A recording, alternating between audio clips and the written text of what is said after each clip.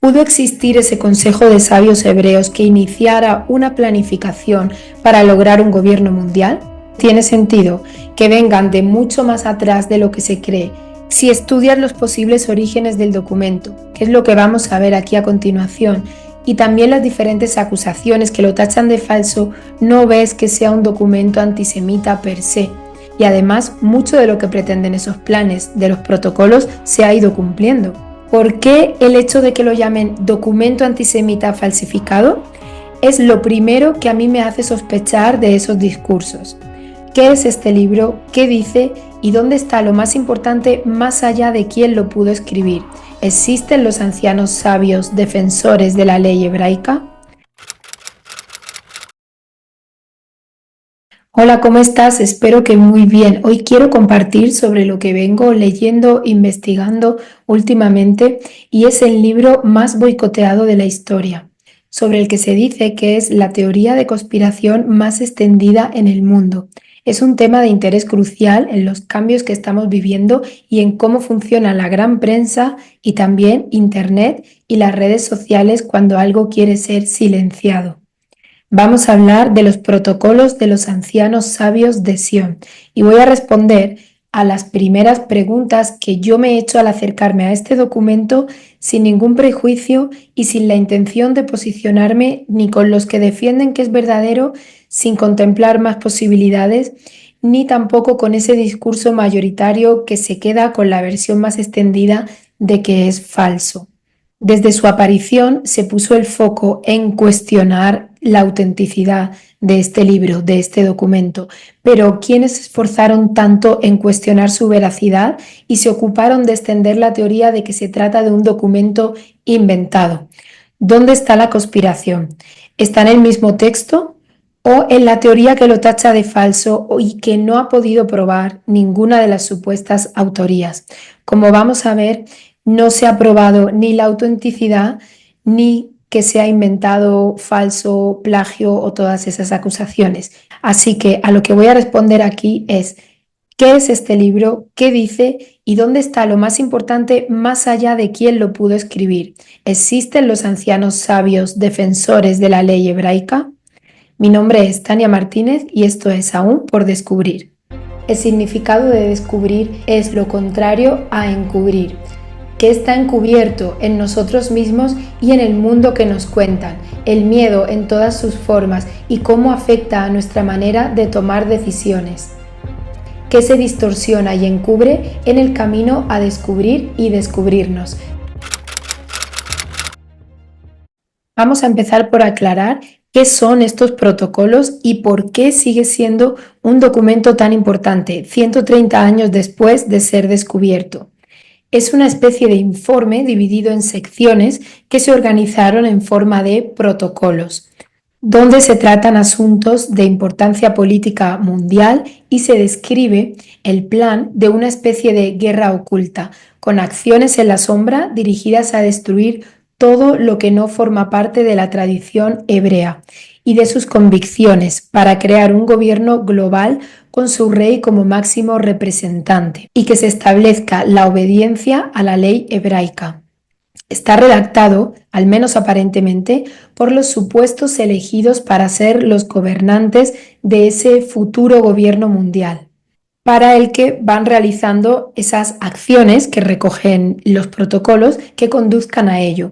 De manera que después de siglos de varias generaciones siguiendo ese plan, sin prisa, pero sin dejar de seguir sus directrices para que se cumpla, se llegue a ese gobierno en el que este pueblo elegido, entre comillas, pueda dejar de decidir en la sombra para gobernar abiertamente, sin esconder ya su poder y su riqueza.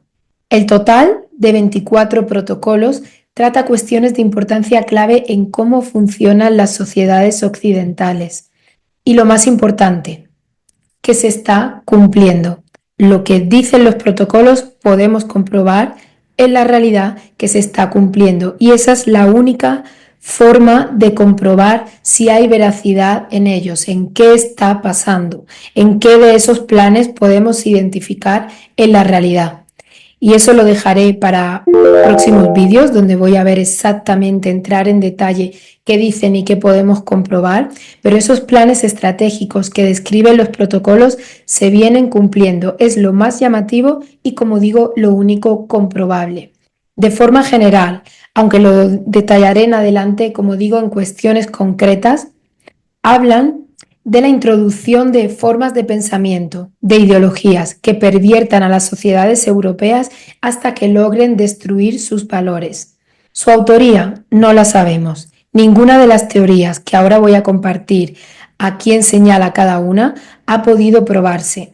Quiénes lo redactaron y si es un documento falso para atacar a los judíos o si es en verdad un documento filtrado y de gran valor para el pueblo judío que pasa de generación en generación, no se ha podido probar hasta el día de hoy. Así que no se puede demostrar que son falsos y tampoco que son verdaderos, pero lo innegable son los hechos que ya han confirmado lo que dicen varios de los puntos del documento. Como digo, es lo único que podemos comprobar, son esos planes que se están cumpliendo. Y por eso es importante estudiar este libro, ver qué hay detrás y cuánto se ha intentado tapar, y no tanto el decir que son una invención, como dicen los discursos oficiales y mayoritarios. Hay quienes hasta hacen burla de que se les dé importancia, sumándose a esa mayoría que se queda con lo primero que dice la Wikipedia, que seguro que está saliendo aquí el aviso. Y lo que voy a compartir no es popular ni políticamente correcto, pero es lo que yo estoy investigando y me parece no solo interesante, sino también importante compartirlo. ¿Qué es lo primero que a mí me hace dudar de esos discursos que acusan este documento de falso? ¿Por qué no creo esos documentales que repiten la versión oficial, que insiste en que es, y entre comillas, un documento antisemita falsificado? Incluso si la búsqueda es simplemente ancianos de Sion, sin mencionar nada sobre los protocolos, también aparece la misma información con el aviso de que los protocolos son falsos y antisemitas. Así que yo he intentado encontrar también evidencias de que puede existir ese consejo de sabios que puede tener esos planes de gobierno mundial. Antes de llegar ahí, ¿por qué el hecho de que lo llamen documento antisemita falsificado? Es lo primero que a mí me hace sospechar de esos discursos. Pues además de que no han podido probar la supuesta falsedad, para mí es muy significativo que para aceptar que sea un documento antisemita hay que asumir desde el principio como cierto ese discurso que dice que se creó para acusar al pueblo judío. Hay que asumir esa teoría como una verdad. Si no, si no aceptas esa premisa de que es un documento que se inventó, se falsificó para acusar a los judíos y para ponerlos como enemigos, y si lees el documento sin ninguna idea preconcebida, la interpretación no tiene por qué ser que es antisemita. Si estudias los posibles orígenes del documento, que es lo que vamos a ver aquí a continuación, y también las diferentes acusaciones que lo tachan de falso, no ves que sea un documento antisemita per se. Incluso al contrario, la interpretación podría ser un ensalzamiento del pensamiento judío, porque contemplan muchísimos aspectos del funcionamiento de la sociedad y además mucho de lo que pretenden esos planes de los protocolos se ha ido cumpliendo. Es decir, que la primera conspiración es la que lo señala como documento antisemita, porque está asumiendo la teoría de que no es un documento redactado por un consejo de hebreos, tal como se desprende directamente del documento, sino que asume que se creó por supuestos enemigos para acusarlos de poderosos con pretensiones de dominar todo el mundo y que esos enemigos lo crearon para justificar que se negara la nacionalidad judía y se les aislara y expulsara de diferentes territorios, como ha sucedido a lo largo de la historia. Así que, partiendo de no creer esa conspiración, que es la versión oficial, mientras no sea probada, ¿dónde pudo estar el origen de este documento? Para ir ahí, vamos a ver primero la diferencia entre los conceptos hebreo, israelita y judío. Hoy en día son sinónimos, llamamos judíos a los que un día fueron hebreos e israelitas, pero no siempre fue así. Y voy a resumir de dónde viene cada término. Hebreo, israelita y judío de forma muy breve. Hebreos fueron los descendientes de Abraham, considerado el patriarca de todo el pueblo judío. Abraham nació en la antigua Mesopotamia y según la Biblia hebrea desciende del linaje de Heber. De ahí el término hebreo, que significa descendiente de Heber y también forastero, porque Abraham emigró de Mesopotamia a la tierra de Canaán. Fue el primer monoteísta que se conoce y tanto él como sus descendientes se llamaron hebreos, y así está registrado en el Génesis, en los siguientes libros de la Torá y en antiguos escritos de fenicios y egipcios. Abraham tuvo un hijo llamado Isaac y este tuvo un hijo llamado Jacob. El Génesis cuenta que Jacob peleó con un ángel que acabó bendiciéndolo y le dio el nombre de Israel, que significa el que luchó con Dios. Jacob, ya nombrado Israel, tuvo 12 hijos y sus descendientes fueron las 12 tribus de Israel y fueron llamados israelitas y también a su vez hebreos. Además el hebreo era su idioma. Estas tribus fueron las esclavizadas en Egipto y liberadas por Moisés. ¿Y el término judío de dónde viene? Hasta aquí hemos llegado a israelitas que eran a su vez hebreos. ¿Cuándo apareció el término judío? Una de las 12 tribus descendientes de Israel era la tribu de Judá, que fue uno de los 12 hijos de Israel, o Jacob. Pero los actuales judíos no son solo los descendientes de esa tribu, de Judá. El término viene de ahí, de Judá o Judea, pero la historia de la Biblia es la siguiente. Después de ser liberados de Egipto y una vez conquistada la tierra de Canaán, dato para situarnos, estamos en el 1400 a.C. Los israelitas, después de esa liberación, crearon el reino de Israel y nombraron Jerusalén como su capital. Sus reyes eran Saúl, David y Salomón.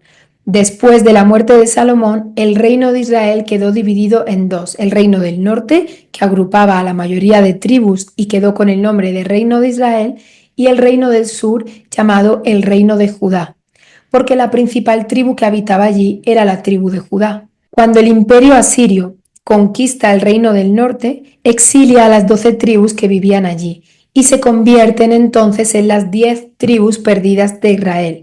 Pero lo que se ha podido comprobar es que muchos de ellos realmente se refugiaron en el reino del sur, en el reino de Judá.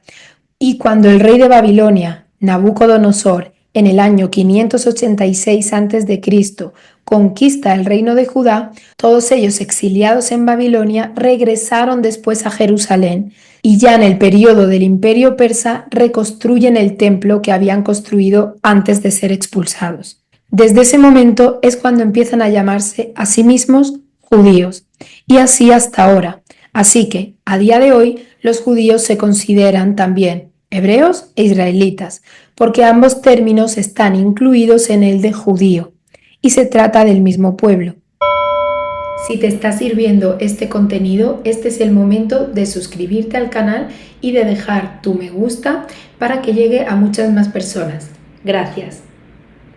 La diferencia entre llamarlos hebreos, israelitas o judíos es en qué época nos estamos situando. En el documento, los protocolos de los ancianos sabios de Sión, por cierto, yo como versión más original que he encontrado, como original digamos en español, que es traducida del italiano, tengo la edición de 1938 de los fondos de la Biblioteca Nacional de España. En este documento, escrito en primera persona del plural, se habla de nosotros los hebreos como pueblo elegido y hablan de los judíos como de nuestros hermanos menores.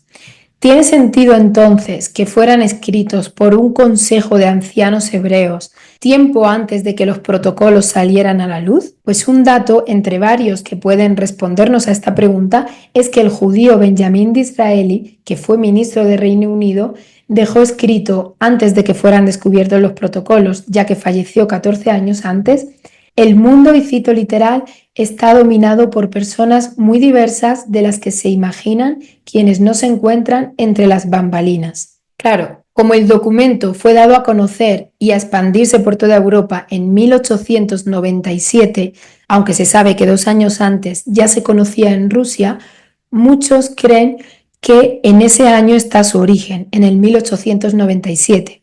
Y también por los que dicen que fue un agente de la policía secreta rusa el que supuestamente lo inventó para justificar el aislamiento y expulsión de los judíos por parte de Rusia. De esto acusan al profesor ruso Sergei Nilus, de cuyo prólogo a la publicación voy a compartir parte en unos minutos. Pero, dado que esa autoría que acusa a Nilus de haber inventado y escrito el documento no se ha podido probar y quienes siguieron después señalando otras supuestas autorías tampoco las han probado, para decir que es un documento falso, es más probable que no sea 1897 ni 1895 el año en que se escribieron, sino que se trate de un documento más antiguo, que se ha ido completando conforme pasa de generación en la comunidad hebraica. Como digo, sabemos que en 1895 ya se conocía en Rusia y en 1903 se publicaron en un periódico ruso. Esto desmonta una de las primeras teorías que decía que fueron inventados y redactados como documento falso en París en 1905, pues ya se conocían desde antes. El escritor y político argentino Hugo Guast escribió en 1935: los protocolos podrán ser falsos, pero se realizan maravillosamente. Como señalaba al principio, y así han insistido quienes han hablado de este documento, no es lo importante buscar una autoría, como se empeñan en hacer quienes no quieren que se hable de ello, sino fijarnos en lo significativo de su contenido. Henry Ford, que publicó en su propio periódico Los Protocolos, dijo en 1921: la única apreciación que puedo formular acerca de los protocolos es que concuerdan perfectamente con lo que está sucediendo. Datan de 16 años atrás, dijo Henry Ford refiriéndose a la edición rusa de 1905. Pero la polémica antisemita ha comprobado que es posible remontarse a por lo menos 20 años atrás, dijo Ford, y que el mismo Bismarck pudo conocer el documento original.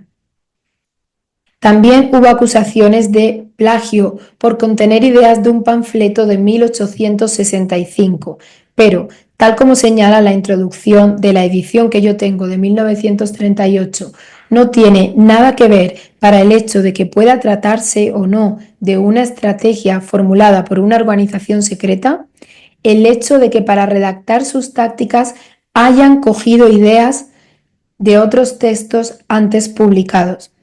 Porque esto no es una obra literaria de la que lo importante sea discutir si ha habido un plagio, pues no hay autor.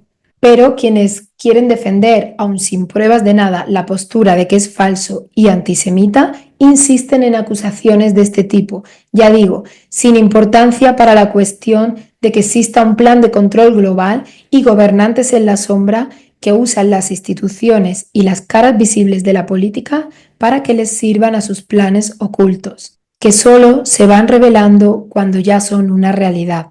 Desde la aparición de los protocolos, fueron comunidades hebreas las que trataron de evitar que se conocieran. Iniciaron incluso un proceso en los tribunales suizos, en Berna, para intentar que se confirmara la supuesta falsedad. Y de forma falsa o no, los que redactan estos protocolos reflejan la tradición y pensamiento de los que preserva la ley hebraica, que está recogida en la Torá, la Misna y el Talmud. Retomando la cuestión que antes se ha adelantado, ¿pudo existir ese consejo de sabios hebreos que iniciara una planificación para lograr un gobierno mundial? En la Biblia y en otros escritos del Antiguo Egipto está dicho que Moisés reunió un consejo de 70 ancianos según la misión que le encomendó Dios. Este consejo tomaba las decisiones sobre la comunidad israelita. Eran los jueces de la comunidad los que decidían las leyes y las aplicaban. Son nombrados en la Biblia como los ancianos de Israel, que recuerdo, fueron salvados de Egipto y enviados por Dios a través de Moisés para gobernar su propio pueblo. Este consejo pertenecería a los primeros hebreos en instalarse en Israel. Y yo me pregunto, ¿puede venir de aquí que aunque la descendencia de Abraham se haya perdido, sea por una herencia a través de los consejos de ancianos como sabios de la comunidad, que los judíos se sigan identificando como pueblo hebreo? Es posible y tiene sentido de acuerdo a lo que queda recogido en la Biblia sobre Moisés y el encargo de la creación de un consejo de sabios ancianos. Y también tiene sentido que vengan de mucho más atrás de lo que se cree estos escritos en forma de actas que fueron publicados como protocolos en forma de libro. Tiene mucho sentido que sean anteriores a esa fecha en que se descubrieron. ¿Por qué? Ya en 1700, el alemán Johann Andreas Eisenmenger publicó El judaísmo desenmascarado, y las comunidades judías trataron de que el libro se retirara de circulación, primero ofreciendo una gran cantidad de dinero al autor y después, como no pudieron sobornarlo, lo acusaron de falsedad ante el rey Federico I de Prusia. Y así sucedió también después con más publicaciones acusadas de falsedad y que se pueden encontrar en los prólogos de ediciones anteriores de los protocolos que fueron incluidos en esta edición del 38. Se recogen los muchos intentos de las comunidades hebraicas para tachar de falso todo documento que se publicaba sobre sus intenciones y sus planes secretos. Y también está disponible la información de las manipulaciones que llevaron a cabo para que no se encontraran las ediciones de los protocolos en las bibliotecas. La edición de 1905, publicada por el ruso Sergei Nilus, se considera la primera publicación completa de los protocolos. Todo lo que se trató de tapar y de acusar de falso anteriormente contenía ya parte de lo que confirmaron los protocolos. En su introducción, Nilus dejó escrito sobre el origen del documento, y cito literal: un amigo personal ya difunto me legó un manuscrito que con extraordinaria precisión y claridad describe el plan y desenvolvimiento de una siniestra conjuración mundial, cuyo objeto consiste en determinar la desintegración inevitable del mundo no regenerado, entre comillas. Este documento llegó a mis manos hace aproximadamente 4 años, es decir, en 1901. Acompañado por la absoluta garantía de que el mismo es traducción fiel de documentos originales sustraídos por una mujer a uno de los jefes más poderosos y mayormente iniciados de la masonería. La sustracción se produjo al finalizar una asamblea secreta de los iniciados en Francia, país que es centro de la conspiración masónica hebraica. Y añade más adelante en su introducción: este libro no se trata precisamente de actas de reuniones, sino de un informe dividido en secciones que no siempre se subsiguen lógicamente, presentadas por un influyente personaje. El documento produce la impresión de constituir una parte de un todo amenazador y de mayor importancia del cual falta el principio. Si esto es cierto, lo que escribió Nilus al publicar en forma de libro por primera vez estos protocolos, fue un alto miembro de la masonería del momento que tuvo acceso a esta parte del plan. Sobre el papel de la masonería, adelanto que en el propio documento se dice que el instrumento para ir introduciendo sus planes en la sociedad de forma secreta es la masonería.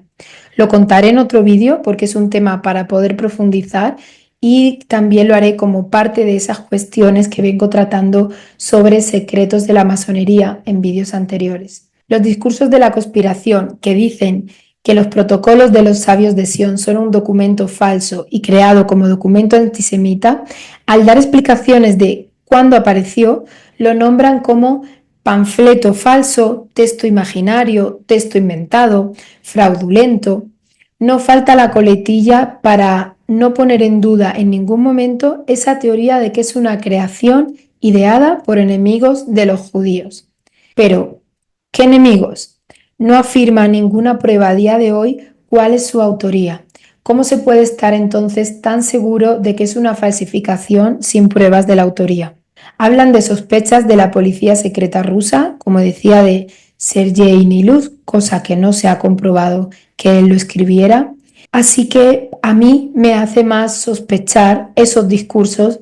No hay nada probado, tampoco que sean verdaderos, pero como digo, es muy sospechoso esa premisa, esa conspiración tan extendida, que sea además el discurso oficial, que se le haya hecho tanta prensa a eso y que sean solo unos poquitos, y además que fueron damnificados por ello, los que dijeron: hey, que este documento es importante lo que dice. No nos fijemos tanto en si es un autor, cosas que hablan de plagio, cuando un documento escrito en plural, qué importancia tiene, ¿no? Que haya recogido ideas como comentábamos, de un panfleto anterior con ideas políticas. No tiene sentido ese discurso y eso es lo que a mí me hace creer que son de suma importancia estos protocolos, este documento. Como final, para dejar abierto a consideraciones, que os invito a dejar en los comentarios, me parece muy interesante el apunte que hacen en la introducción de esta edición de los protocolos, que señala que independientemente de que podamos comprobar que se están cumpliendo esos planes, esto no debe impedir una indagación más profunda por la que podamos descubrir que el propio hebraísmo sea en el mundo tan solo otro instrumento, y señala la posibilidad de que exista, y cito literal, una trama mucho más vasta de fuerzas ocultas pervertidas que nosotros hasta nos inclinamos a no limitar a elementos puramente humanos. ¿Qué pensáis sobre esto?